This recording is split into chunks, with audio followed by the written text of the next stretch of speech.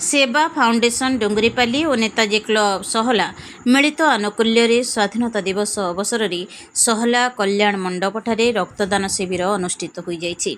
सेवा फाउंडेशन प्रतिष्ठाता विभु दत्त विश्वाल तत्वावधान में मुख्य अतिथि भाव डुंगरीपाली थाना अधिकारी रोजालीन पटेल, सम्मानित अतिथि भाव डुंगरीपाली जिला परिषद सभ्या मंजुश्री माझी और सहला प्याक सभापति हरिबंधु प्रधान जोगदे रक्तदाता मानक उत्साहित करथिले। एही शिविर रे मोट 51 यूनिट रक्त संग्रहित होइथिला। बरगढ़ रक्त भंडार दल बबीता माझी, महेंद्र मेहेर और कृष्णचंद्र साहू रक्त संग्रह करथिले।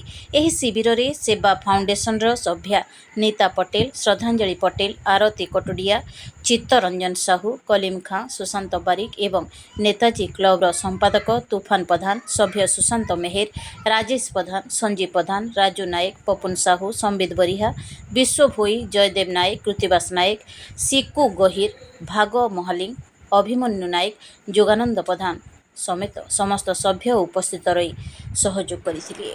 स्वाधीनता दिवस अवसर में समस्त को अनेक अनेक शुभेच्छा एवं शुभकामना।